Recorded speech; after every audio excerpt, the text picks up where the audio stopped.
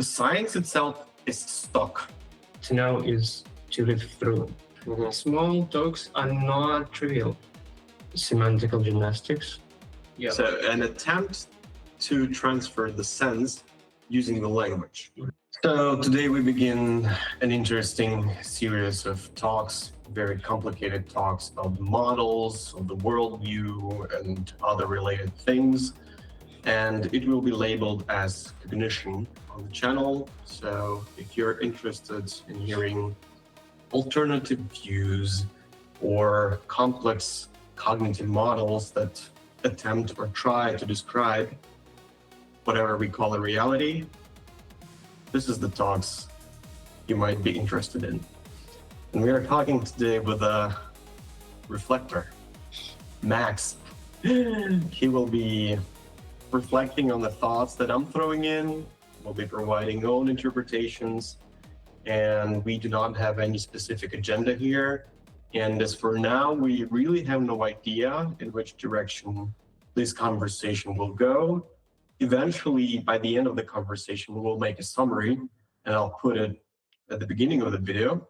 Nevertheless, we just give it a try, and as we usually do in between each other, we will be trying to a little banner. jump on the levels of the understanding of what is happening around us and so on. So actually, I'm actually glad that we're finally starting this. So we bring our hidden or secret conversations into the public, and hopefully that's our first attempt anyway. So it doesn't have to go in public if it fails, but I mean, it's just the way how we set the criteria for failure, in this regard. So what are the criteria? Well, if we both, for some reason, do not like the way the conversation was emerging, so to say. So if we feel that we got stuck at some point, if we would feel that we did not uncover something as properly as we wanted to, then we would consider it a failure. Otherwise, if we will try to maintain the line, so we were thinking that today we will start in an attempt to understand the concept of relevance realization as a big term for today's discussion. And it comes from the cognitive science, right? Maybe you can John Vervaeke. Give a little bit of background. What is it all about? I named the term again. It's relevance realization. All right. It's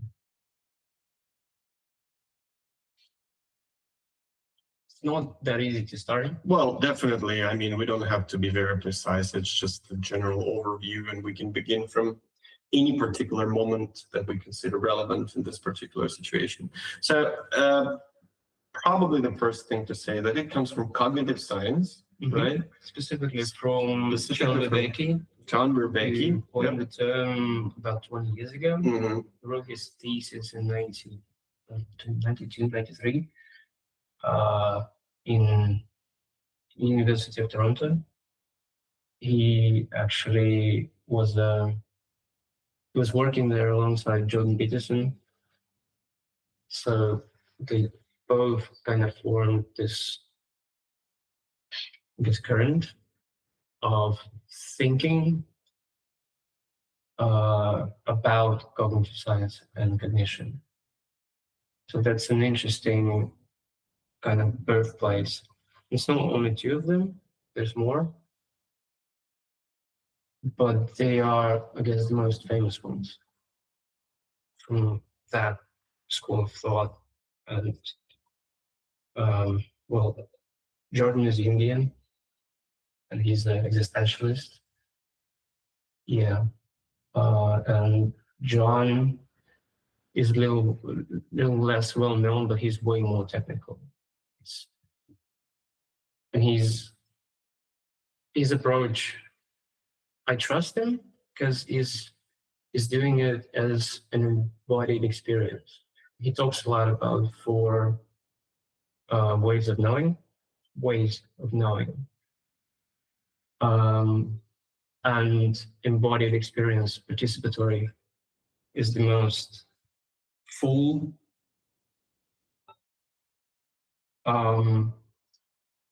fully describing the experience of knowing, because to know is to live through it, whatever experience. Like you can do all the semantical gymnastics about stuff, but you'll never know it for sure unless you live through it. And so when he decided to go into cognitive science, he wasn't pleased with philosophical thought at the time. He wasn't pleased with his experiences in philosophy, because he realized that most of the philosophers that profess stuff or seem to know a lot about philosophies don't really practice it. They don't embrace it. They don't live through it. And so he went into, I believe, into a practice of, I think he went into Taoism first, and then he started practicing Tai Chi, which is a form of movement or slash dance slash martial arts.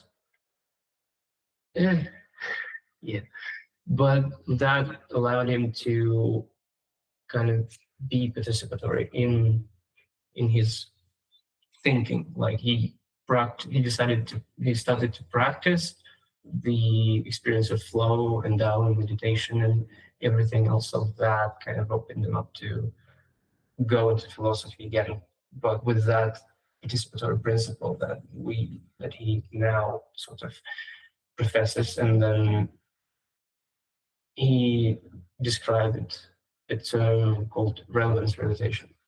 And in his lectures, he gives a lot of conversion between many cognitive science theories. And he basically does like 10, 15 theories in the courses that I've taken.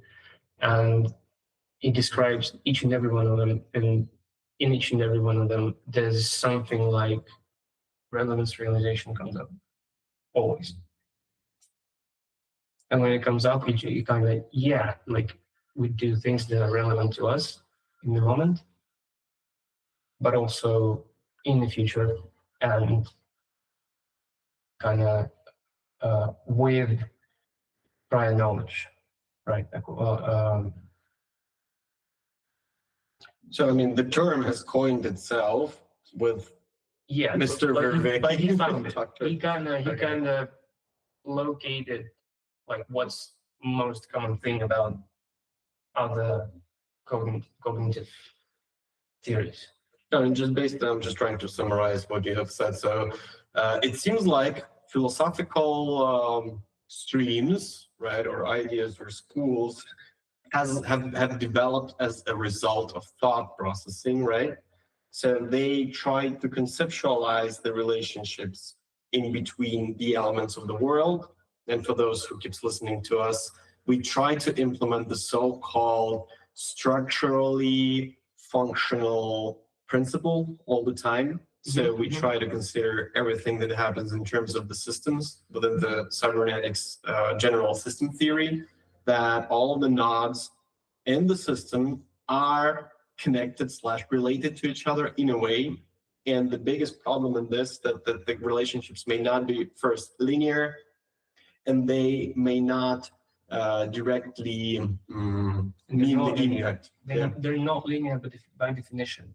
I mean, yes, but in the model, I mean, we are used to thinking that well, actually, the brain is an associating machine, tries to find linear connections because they're easier to compute. But in the essence of those relationships, they are never linear. So why I'm mentioning the functional principle, that it could not just mean A related to B, but B related to A, and this can go one direction and the other direction, and this relationship may change each other. Yes, and relationship may change based on the context. Yeah. So relationship is actually the main thing. And the latter is... Well, we'll get to that. We'll get to that. I mean, I'm just trying to structure in the most structured way possible why we're moving that way, in that direction. So context is another big term to consider. So this is the complex set of factors that are dynamic and can interchange at any time. If we still consider time as a linear perspective here, we still do, kind of to picture that. So coming back to philosophical tendencies, they have been developing as the theoretical / conceptual / abstract structures to explain these relationships. So it's always a screenshot, right, of a certain area, like a block of relationships. And I'm still tying it to Vervaeke, right? Yeah. So he decided, as far as I understood from what you have mentioned, to, if we can use quote unquote, test this through the lived experience. That's what we call it. And that is why he mentioned this idea of participatory knowledge, because in a very simple, in simple terms, you cannot really know unless you experience that, like the full body experience, so to say. And what you also have been trying to mention, and I need to expand on that a little bit, you used the nice term semantic, we refer to it as semantics. So an attempt to transfer the sense using the language. This is interaction that we are practicing even right now. We are trying to semanticize, if you would, the models that we have created, trying to explain that to you, to each other, and to line up the conversation in a specific way. And it is always vague, narrow, and probably imprecise, because okay, here we come into another contradiction. That's my point. I mean, he has a different stance on that. That's where we... Let me just finish and we'll go ahead with this, right? And I'm defending the position that indeed this concept of relevant realization, the way that it's been interpreted by Vervaeke through participatory knowledge, is a fine idea in itself. Trying to, verify is a very loud word in this case, but to test out whether these conceptual models that have been built exclusively based on the thought can actually work in the real environment and contexts that we all experience. It always has to be tested.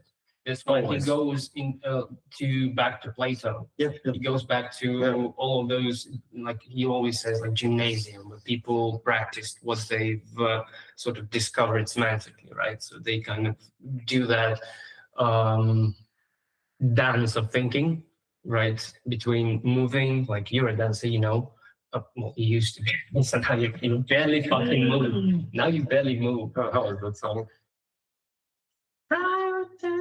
Yeah. I don't know that one. That's an ultimate one. Anyway. So but because when you move, you think. Well, yes. That's proper thinking. Yeah, but inclusion of the entire body. But right now we're talking about separate things, and I wanted you to come back to like semantics, because I'm defending the stance that semantics is never enough to understand the essence of whatever is happening. And you are saying it is used. Yeah, but you, as far as I understood, you say you actually can. Say it again. So you can actually use the semantics in an attempt to describe. So there are 2 points that I've picked in what you were saying. So point number one, semantics still as a relevant and useful method to transfer the experience. But there was a second point that concerned not the full engagement, but I lost the second point anyway. Let's just continue with semantics as an attempt to transfer the... That was something different. So using semantics to transfer the inductive and deductive models. So when you're saying that every model has to be tested, so usually there are 2 approaches how we model. Unfortunately, I would say, and I mentioned this is the first time, so I'm a neuroscientist, right? So we synthesize a theory. So we come up with this fragment of reality where we think this relationships are kind of related. Mm-hmm. And then we start, again, quote unquote, empirical way of trying to verify it in any case. But it also works the other way. Let's say you're a practitioner and there are smart, let's say smart people, right, developing the models, but you see completely different relationships, but you never think of making it, inductive to create the model based on the lived experience.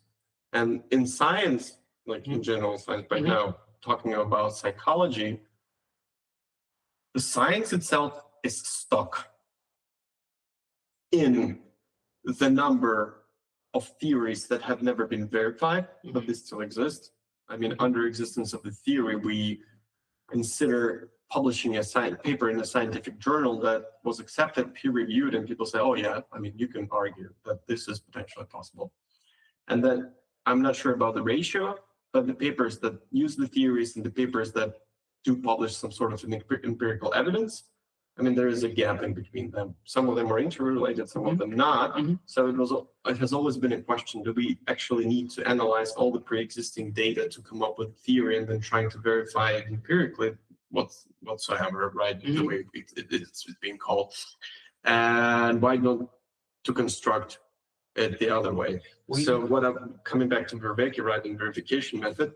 So he took the concept, tried it that way, and then came back with a feedback, so to say. And then the question is, if he finds the conceptual model insufficient, now I'm returning to your, again, semantics, right?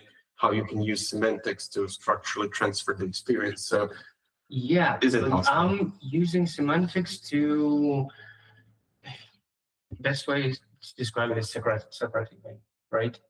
Explain, yes, more. Walking up to you and start talking, and I can start talking to you. So small talk stuff. Yeah, you start there. Almost always. Small talks are not trivial. Small talks are the way people test you. Are you capable? I'll take the responsibility to comment on what you're saying, right? So you start the conversation, I'm throwing in small talk. Okay. You got it, right? Socrates actually doesn't really start with small talk. Well, yeah, but I mean, we almost never. He goes to the point almost always. We call it the necessity to consider the reality, right? Yeah. We're not like, right. It's. Yeah, I mean, if you're in the random place, let's call it, and okay, I'm using these terms, cold audience and warm audience. Let's say there is a specific meetup organized for people, and people are ready that you're gonna come and talk to them, right? This is one way. Like if you, and that could be a bar, right, where you always people are more open. That's why I go to bars. That's another point to discuss, right? I have that in mind somewhere. Yeah. So, and then the cold audience, right? The bars again. So you have to start with the small talk. That's how I'm explaining the consideration of the reality. And here I'm coming back to the notion of context. Not always. Like, nah. I mean, in general, I'm trying to figure out the general tendencies overall. And then you can come to the Socratic methods. So small talk. I mean, you say at least hi, right? You don't come up to the person and start questioning. I'm not sure what. Yeah, well, like, your mother has died 3 years ago. No, not that one. I mean, we don't take out lives, right? That's a bad one. Yeah, the general line, like you, let's say, usually do, right? Although, So Socratic method. Let's get back to that one. Yeah, what is it all about, right? Yeah, no, I wouldn't be able to say what's it all about. It's some aspects of it are important because there's semantic, right? We talk to each other. He doesn't describe the method by describing the method semantically. He goes into the conversation with full openness towards Dialogos, which is another term in that. Explain every term you bring in. Openness. There are some. I'm gonna get lost at some point. I'll bring you back. Okay. I'm tracking. Sure, go ahead. Yeah. So I mean, openness to the dialogue. So variations of the interpretation of this. Dialogos, which means through, and logos, go figure. Like go and try to describe what logos is, right? It has like 400 versions of interpretation what logos means, but in general, I would describe it, like me and Andrei would describe it as a sort of a like higher principle that's included by everything that exists. You're broadening that up. That's the most but it also, to me, it makes the most sense, right? Because it's like a feature that everything, like this microphone, you, my eye, this house was built by the principles of logos, because it stands, because it's grounded, because it serves its function. We live here, we're warm here, we're safe here. That means it's good. The goodness of it, like the one aspect of logos, which is goodness, right? The other one would be beauty, which is the thing is, like, to me, if the thing is good and beautiful, it's true. Truth is another aspect of the logos. And in those three components, they sort of, they infuse everything else that exists. So, and if it doesn't have the logos, then it's bad. We throw it away, right? We get rid of it. We dispense with it. Sorry. I'm sorry. I'm sorry. I'm sorry. I'm sorry. I will. I'm sorry. Rewind. Yeah. And unwrap Right. every single component. Go ahead. And we will start from how much time do we have? Dialogos as a term. Okay, dia means through. Yeah. What Or by means of, like, Yes. the way you, let's say you have a stick and you poke somebody with it, or like touch something to understand its form, like what it is. It's like, so through that, like that's what sort of it means. Yeah. You know what I'm doing? I'm just considering that there's a third party listening. So no, we're talking right now. Like, yeah. Let them listen. That's if somebody wants to listen, let them listen. I mean, I'm trying not to bring that the up. third listener would have lost the track, but I mean, No, redoing that for me, yeah, I'm gonna Dialogos, because whatever you've said is important, actually. The logos. I hope so. And the I three, hope so. that's why I'm rewinding back and re-explaining this. So actually, it kind of makes some fun, actually. Yeah. For me, I'm testing my ADHD ability to return back, Come on. rewind, restructure. We just fool around, so whatever. Yes, so through, it's clear. So what Max was trying to do is to extrapolate that for everything, like literally everything. And I get the idea. I mean, clearly it's like a superb idea. It's just the question that every meal has to be fed in with pieces, not to be thrown into the face. So, and it's all clearly logical, it's all structured. Okay, we have the moment of through, so flowing through. And logos, again, we have the good, the beauty, and the truth. Like, from your perspective, it was like obvious, clear. The thing is good, and the thing is beautiful. Yeah, that means it's true. That means it's true. Yeah, and every other aspect is the same way. So everything is beautiful and true. So it's I want to return you back. Let's dig around into what the good. The good. Yes, come on, let's go. The good. Number one, the good. An episode begins. Yeah, what is Right. The context? Yeah, we remember. I mean, I wish I could draw this 3D pictures. I'm giving it a try. You can do it Through afterwards. Dialogos. Look. Boom. You can do it afterwards. You can do it right when we're talking. I mean, it's a lot of work, I know. It's a lot of work. Next time I'll bring the whiteboard and just put it here and I'm gonna draw. Or you can edit.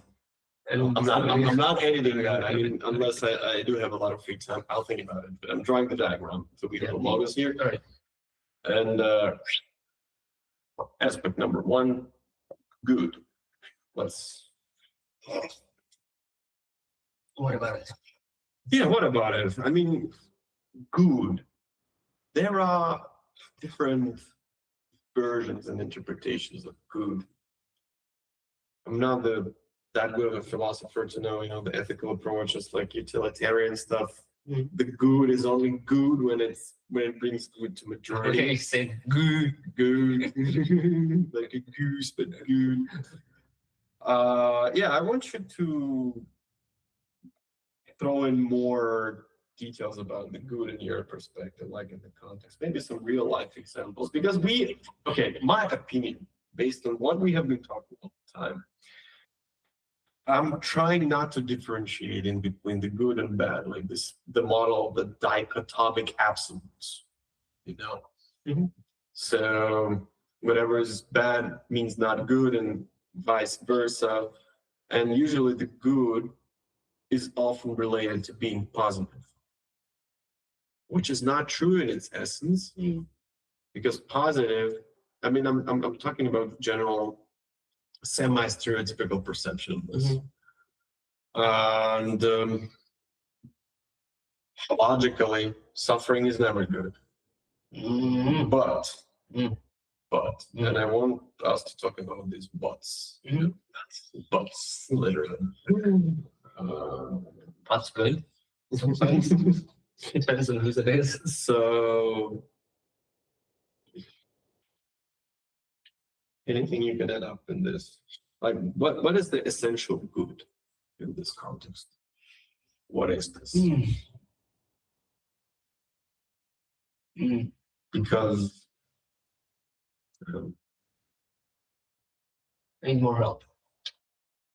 Meanwhile, I will explain personal views on good and bad and dichotomy. Because based on all of the things that I've been thinking through, I divide things into functional, non-functional. Where functional means change, or movement, or dynamics, and what non-functional means stagnation. It's quite mechanical, but I mean, in 3D shaped reality, that would kind of make sense. And we can always relate this change to what we call growth. And growth in biology is defined as the obtained number of qualitative changes. Yeah, quality. But in that's a bit of a consciousness thing. Yeah. Term. Okay. But I mean just quality. So in talking in very simple terms, like very stereotypical, you need to get better. And here where the situation gets complicated. So it not always means improvement, right? So change, yesterday I was feeling happy because, let's say, I was in relationships. Everything seems to be developing in the standardized way, like having kids, buying a house, and so on, getting a mortgage or a loan. And then, let's say we will not take the super terrible scenario. Let's consider very terrible scenario, cancer of your spouse. Terrible. But horrible to live through. Yeah. But sometimes it creates situations. It creates situations where you have to show your strength. Yeah. I'm just trying to think Yes. And whatever we consider as suffering is actually a functional thing because it will bring you qualitative growth. So basically you will change and everything is functional. I mean, right now, a lot of misunderstanding can come in. You cannot say that because how can cancer of your spouse be a good thing in overall? But this is where the situation gets tricky. And that's where belief comes from. I mean, as well. Comes in, I should say. Because you gotta have to. There's no proof that it's good. right? No, absolutely On the nothing. yeah, on the face of it, I'm looking at it, it's fucking horrible, right? Exactly. I'm looking like the person's suffering, the kids are suffering, everybody is like just miserable, right? Absolutely. Yeah. For good. Yeah. And if you measure it that way, then there's no goodness in it. There's no it's like only bad comes out of it on the face of it. But for some reason we keep going, right? For some reason we think like by definition, and if we thought like really not just postulated it in our minds semantically, like or just feeling like that it's bad, it's deeper.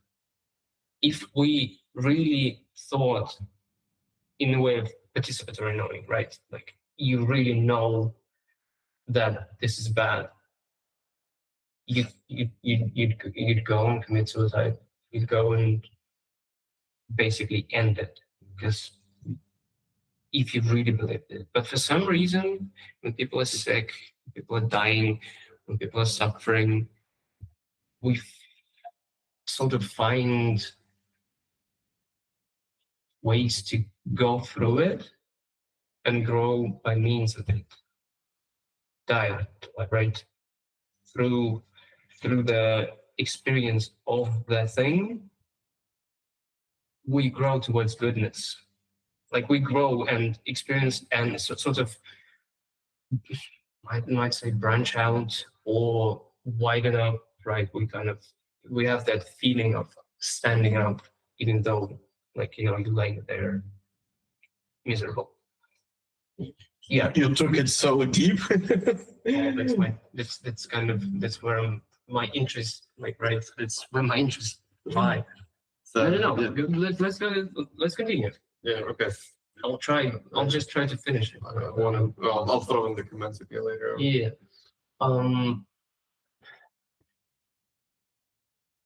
So belief comes with that, and belief is not like, again, it's not a semantical proposition. I believe that this is for the. You can say that. You won't trust yourself because you will feel like it's fucking horrible. You'll feel like it's, but something like just by definition, just by the way that keeps you going, right? You for some reason you keep going. Is if you get it, if you really believed. Do you get what I'm saying? I'm totally getting what you're saying. It's then throw it back to me.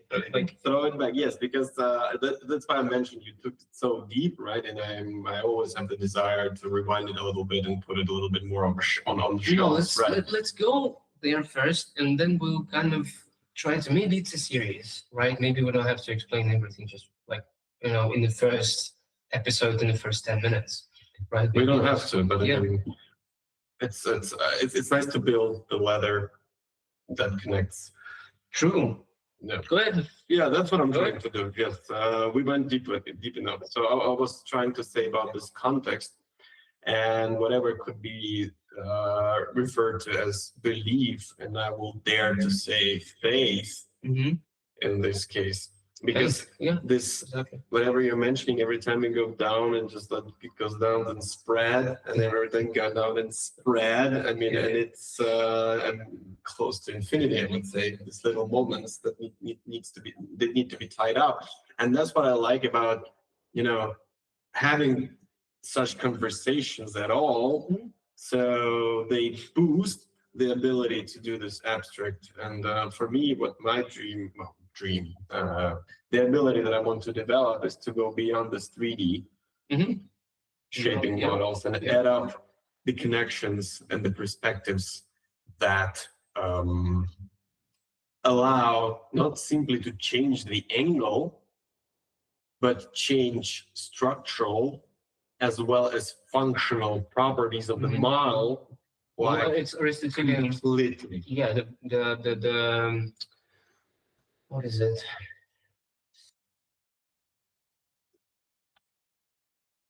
I got stuck in 3D model shape, right? Yeah. That's what I'm working on at the moment. Mhm. And indeed, because we were talking also about this the zone of the nearest development, right? Some proximal development, right? Where you need to jump in, right? Again, I'm connecting right now. I'm coming back to the division between That's the functional. point of a conversation, actually. We're not describing something that we know, we're trying to know in the process. That's what it means. Yeah. That's what this means exactly. Like participatory knowledge. Like Yeah. we are now going through Dialogos to find points of connection that we couldn't find separately from one another. Only in this connection we can know things that way. So what we are doing right now, Yeah. from my perspective, I'm connecting my model that I have in mind, Yes, to with yours. yes, and it doesn't mean that your model necessarily is wrong or right. As well as Neither yours. mine. I don't have enough information by definition. You don't have enough information by definition. We are at the same time, when we come to a conversation, ideally, we give up our models. We should give up our models.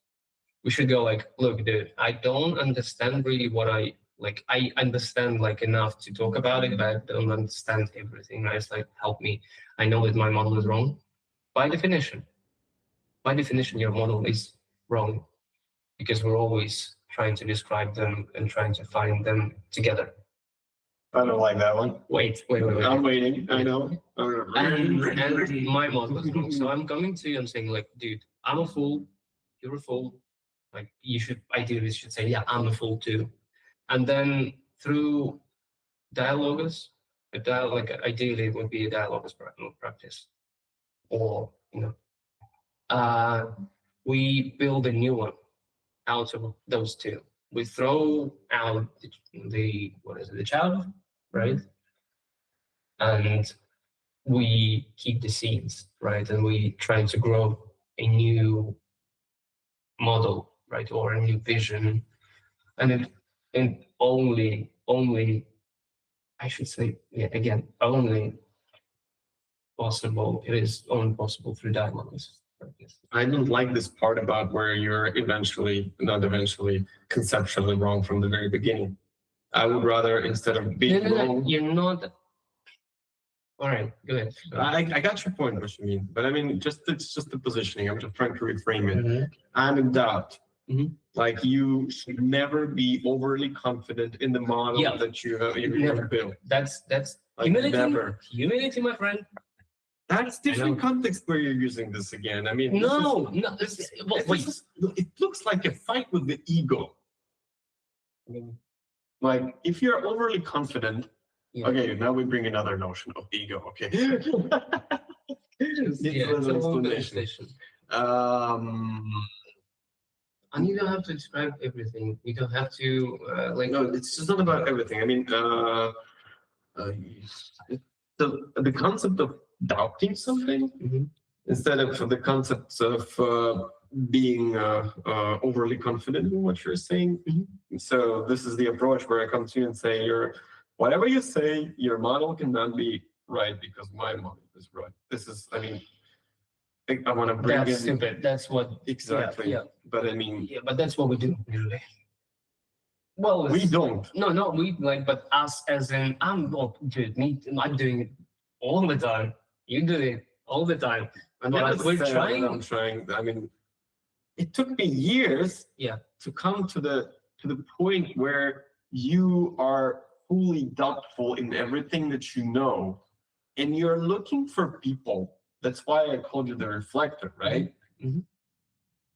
And using me as a reflection. I'm bringing you, hey, dude, look, here's my painting. Yeah. Yes, and you say like, no, it's a shit. I'm saying, oh, nice painting. No, I shouldn't say shit. Right, exactly. There's some nice painting, yes, but I mean, and this is, here again, more notions come in, like the acceptance of criticism, which is the healthy criticism, right? Yeah. But if we dig it back, it all comes to this narcissistic ego, like the perception of myself as the person who has figured out this world. Yeah. Or only me and nobody else. And or has adopted the widely accepted model. That's why, again, I have to mention this Christian dogmatism, where they say, no matter what you do, you go. I'm not bringing that. It's fine. It's fine. You cannot. I'm using very rough terms again. Don't judge me wrong.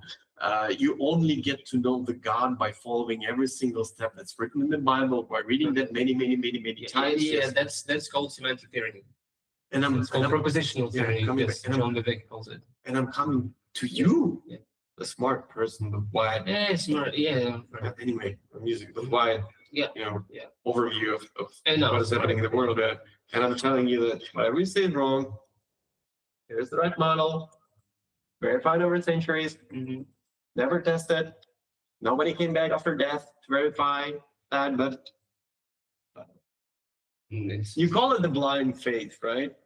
Yeah, you shouldn't be blindly faithful. In a perfect case, right? In a perfect scenario. Yeah, ideally, that's where we're going. We are going. I mean, we're still far from that. Yeah. Well, unfortunately. Yeah. I mean, again, I'm saying that again and again. I would love to be wrong in this situation. I would love to be wrong, but I'm not, unfortunately. But we are going that way. That's clear, crystal clear. Well, yeah. Yes. So, Billy, I don't like to do it, but I'm doing that again. How many people in this world actually sit like this and create the models of the worldview and then reflect with the models with each other? You'd be surprised. Many. Not like 90% or anything like that. 5. But no, people usually discuss stuff that even in the small talks and the small conversation, they're trying to discuss. They don't call that models, right? They shouldn't. They have anecdotes, jokes. Yeah. Right? People do skits. Heuristics. That's the way of transferring the sense. Tradition. Yes. Fairy tales. Then we can literally refer to everyone. Yeah, every group. Yeah. People are always discussing things. They're just not discussing it in the way we do. But I said you'd be surprised. There's quite a few people now, quite a few channels on YouTube, and people usually, like a lot of people talk like that in private conversations. And there's this thing called TLC. What is it? This little corner. It's led by. It was founded, but it wasn't founded. It's not that. Should we put a link to them in the description? It's not something you can put a link to. That's the point. It's a sort of a conglomerate system of free channels that. This little corner. Yeah. Okay. Yeah. They were sort of initiated by Paul van der Klee. I think this is another woman. I don't really know the name. And some other people, but mainly it's now led by Paul van der Klee, which is Calvinist pastor from California. He's not from California, but and he's got his channel. It's not a big channel. Like those channels are really, really small. But what connects them all is John is actually a part of TLC. John Vervaeke, that I mentioned, and a lot of other people too. And some of them, they're building something interesting. And without really centralized. There's no centralization in there. There's there are conglomerates of channels that, let's say,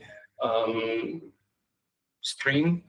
They talk through the practice of Dialogos, because John Vervaeke, as a part of this group again, it's very hard to describe it as a group, really, in a standard sense. He initiated in them sort of this practice of practicing dialogues, listening to each other, but it's a Platonic notion. It's originated in Plato and described by Plato through Socrates. It sounds like the reinterpretation for making the old practices alive again. Yeah. Revitalization. Yeah. John calls one of his courses is called Meeting the God Again for the First Time. In the sense that we can I understand this. We've all strayed away from our purposes, and we're kind of now wandering, right? And we lost meaning. That's, You the mean term meaning crisis. right now in the Yeah, world? yeah, I guess. yeah. Well, most of the lives. And now he's trying to revitalize and bring best practices from other, like he would describe himself, he describes himself. Um, Zen Neoplatonist, which is but he practices those things. He practices dialogues the way Socrates would practice it, right? Not in the same way, obviously.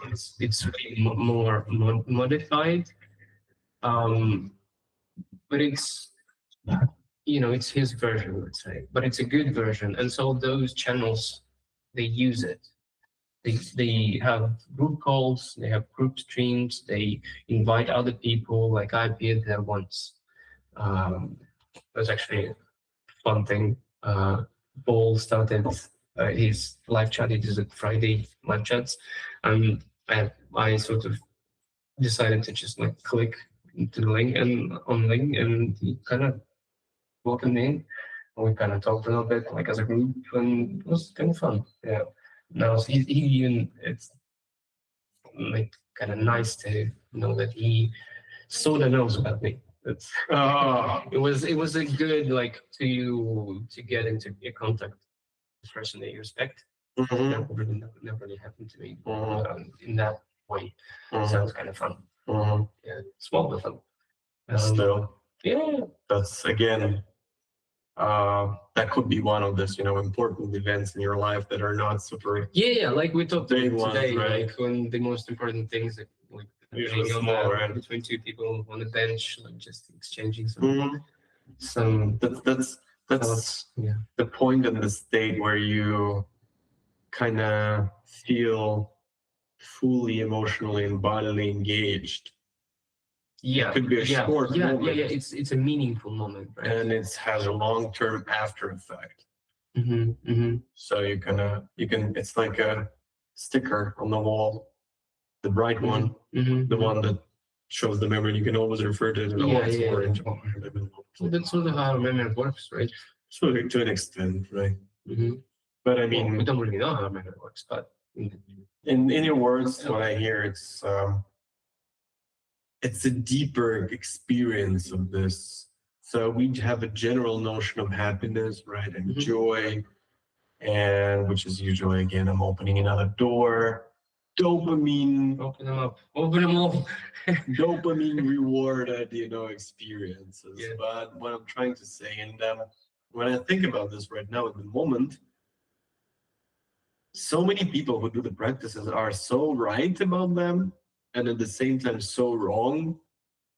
So in their description, in the description and the way they experience, I'll try to throw in some examples. The yoga people. Yeah. Oh yeah. For them, it's the body, and it's just they all turn to be dogmatic at a certain point. Yeah. And that is a huge limit that I'm personally trying to fight with. So I called it the meta position. And that when we describe the ability to switch the frames. And I'm opening up some new ideas. I will try to explain.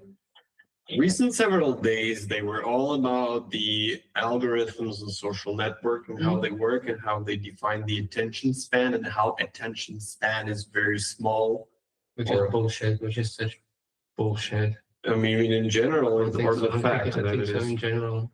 So I'm trying to continue. Yeah. So let's say we have the full capacity resources for working memories, which is 100%. And considering our former lifestyle, like going to the library, literally going to the library, the action that takes a lot of the resource. So you had to be focused. I mean, you were kind of, roughly saying you were environmentally forced to have a relatively long attention span because you had to obtain consider some information. Yes, several aspects. So Yeah. what we are being taught again by the algorithm, the way we talk, we use the attention span, but the thing is, this capacity is never gone. So this capacity still remains somewhere. So capacity to be long attention span. Yeah, long attention span, yes, but it's just kind of yes. I agree. So it would have been nice, and it seems to me right now, it's my subjective, I could be wrong here completely, but this resources is kind of wasted. It goes, I don't know where, but this is exactly the resource. Even if we talk exclusively neuroscientifically about this, this is the resource that could be used to jump in between frames. Yeah. In the moment. So you do not become judgmental in the moment. Yep. Your attention span is shortened because with this resource you allow, I mean, I'll continue this actually with an unfortunate point later. Rigidness, again, my favorite word. Rigidity. Yeah. Right? This resource could turn into, I mean, this big resource, I mean, why people older than us, or I mean, let's call them former generations, are less flexible, cognitively less flexible, because they have big chunks of this attention span.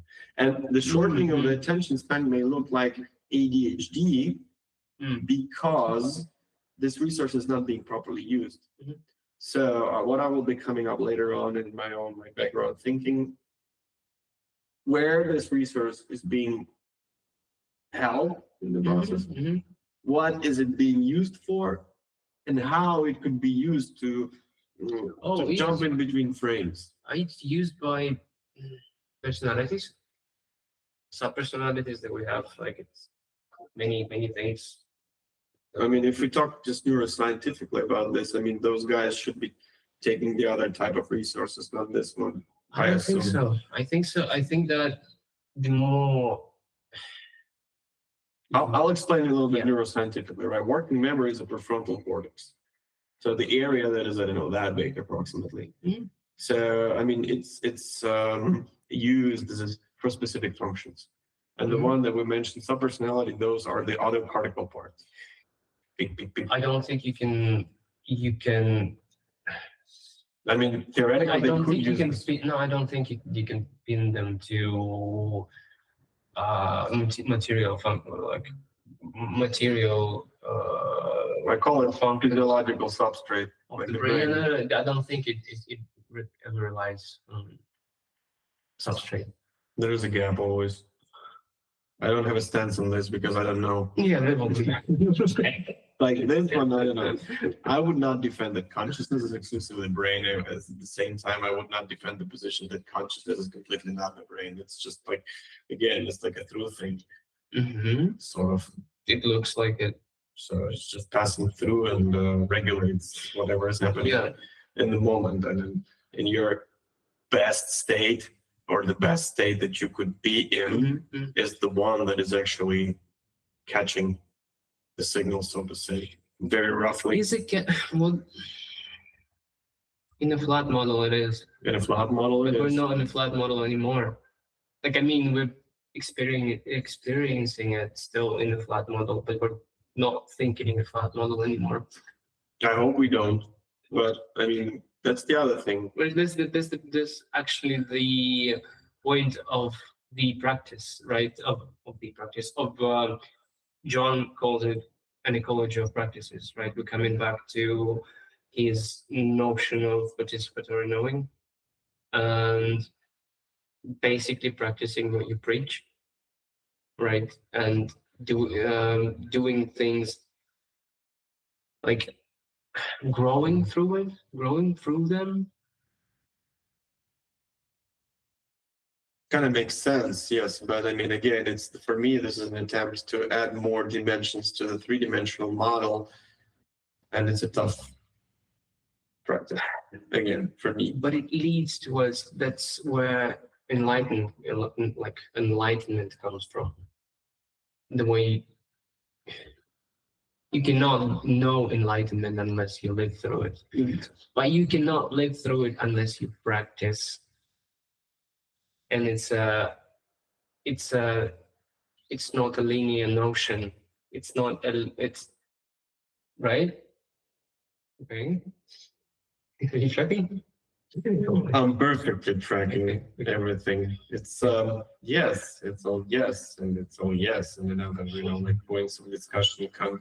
So you have. It sounds like you have to force yourself to participate in whatever. That's where another term comes in.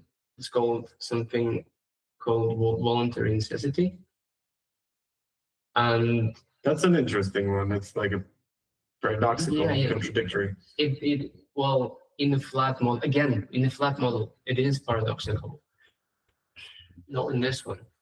Not in this one. In this one, it's like in scripture, right? There's John, as in the guy who wrote like the Gospel of John. I'm sorry, I'm gonna go there. He says paraphrase it.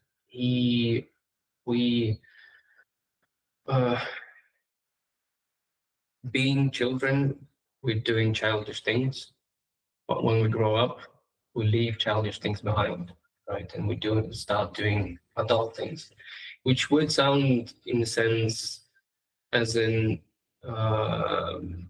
normative kind of evaluation of like, being adult is better and being child. No, it's not about that.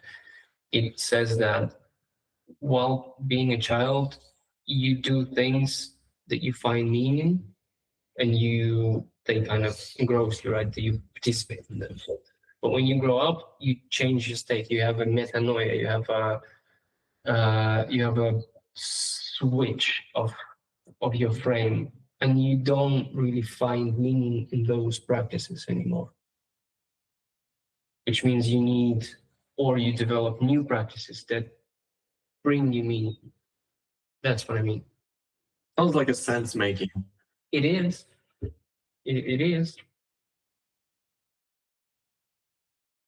But then you can sophisticate your sense-making process to an extent that you deem feasible for yourself, Say it again?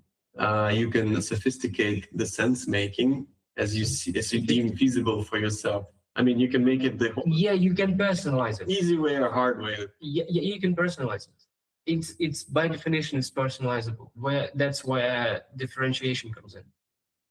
That's where we're doing the same set of practices, all of us, but differently. Hey, I'm gonna throw in a weird example about me and reducing the worries about the uncertainty. Go ahead. It took me an evening to create for myself another model of how everything is related to each other, right? To kind of come to the conclusion. So the only one right thing. So whatever happens. I mean, it came from the idea that everything exists at once, and it's just the Ken Ross was saying the play out of the scenario. And I was a little bit anxious, like not understand. I called it I keep using this term, the momentum frustration. Like you're in the moment, you're like so frustrated now, knowing what's your next step, what your next step should be. And it's very frustrating, right? But if you create this model, and then you kind of understand what could be potentially your next step, and even if you have no idea what's going to be the next step, there will be the next step. And if you will be blind enough, then there will be always a reflector or the other guy. Faith comes in. That's where faith comes in. Yes. Yeah. No. Wait a moment. I don't like. I'm gonna go into an argument, because for me, again, I cannot use faith as a notion, because no matter which faith that is, for me, this is the blind faith. Faith in goodness. No, we talked about it. We've talked about it. The cancer and the wife and everything else. Still, I'm trying to pick the words. Maybe I misinterpret the notion of faith in this case. Or Right. maybe I've been talking to too many dogmatic religious people. Yeah. Where they That might be screwed a up. reason. Screwed up. Again, I'm the same way. I'm the same way. Well, you screwed up the notion of faith for me?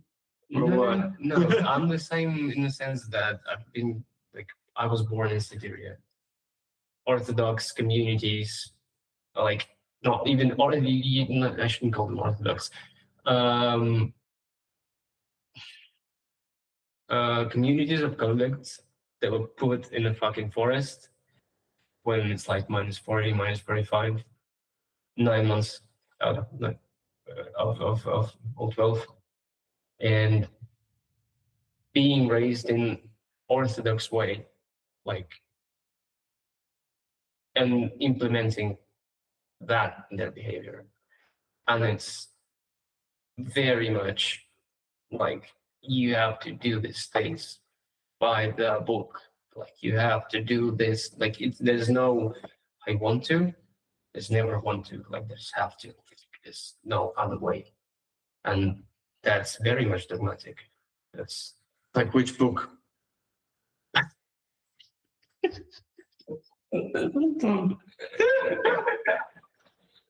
by the book. They know the phrase.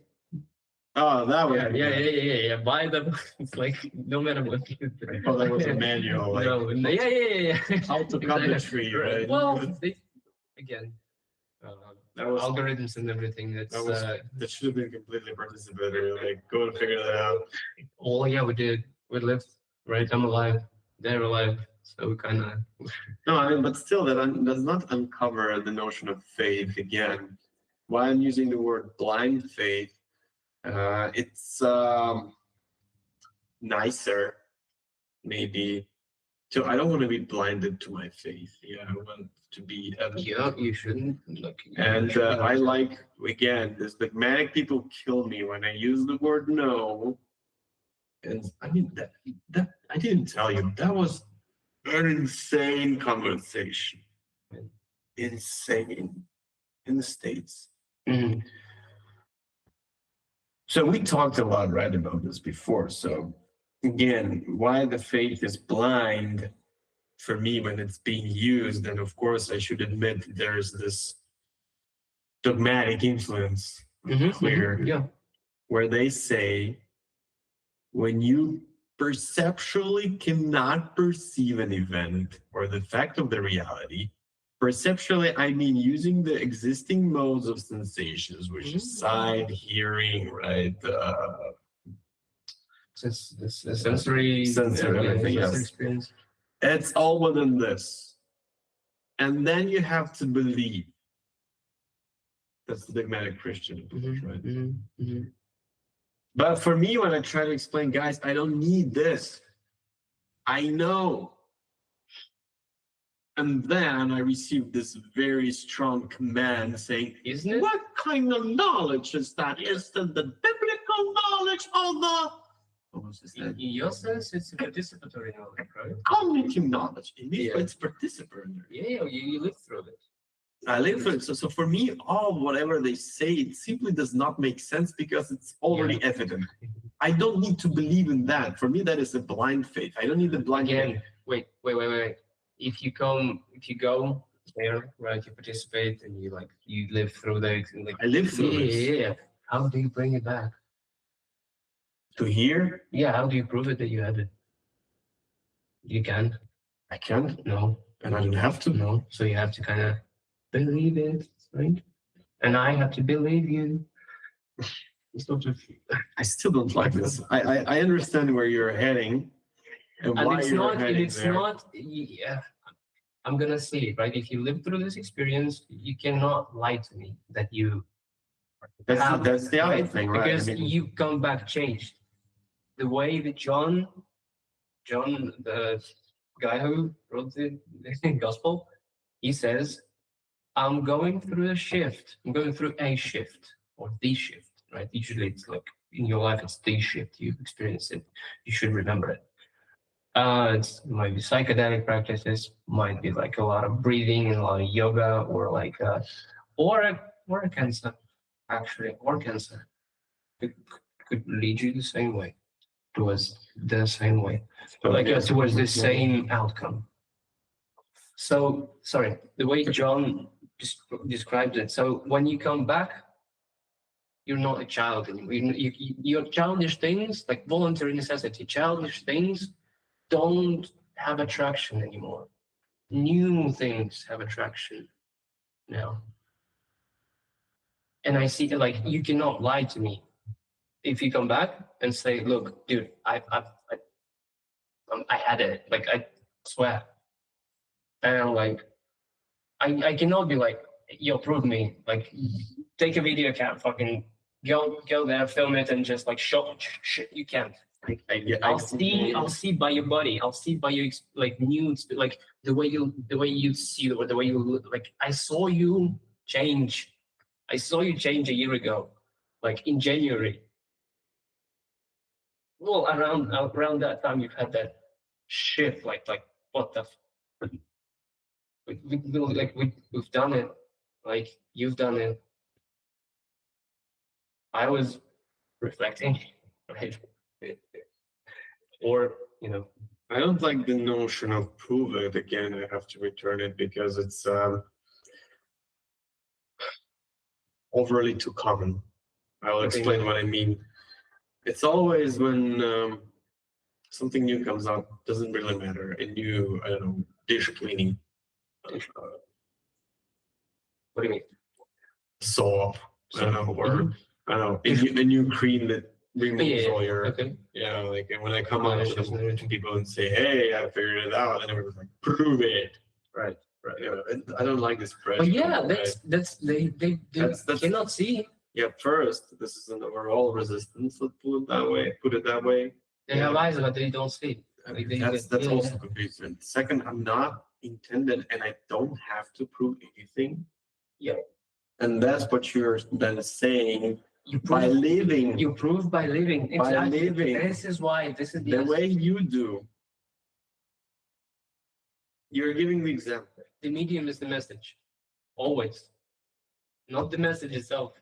The way the message is related is the message itself. Yes, so we are right now coming to the very nice wrap up of the first episode that we did. So we actually talked about semantics. Yeah. Right. I think we made a nice loop. Yeah. In an attempt to show that semantics is insufficient. Again, we just open up a little door or a little window. And so we talked about functional, dysfunctional, and the notion of good as a part of logos. Yep. So to an extent, not directly, but conceptually and non-linearly, we actually covered the notion of good in the context of logos. Yeah. So the practice of Dialogos. Right. Yeah. So we didn't have any agenda. It just happened, as you saw. That's how it happens. That's how Dialogos happens. That's how a dialogue happens. Trust that guy. And trust me. Yeah, so we will finalize this episode by having a relatively joyful feeling about closing up the good in the logos. Well, would you say the conversation was good? Yeah, I think there were moments of unclarity, but I mean, it kind of nicely wrapped out in the process. So I was just going to say, so whoever has listened to this point, we will wrap up with the good, and next episode we'll begin with the beauty.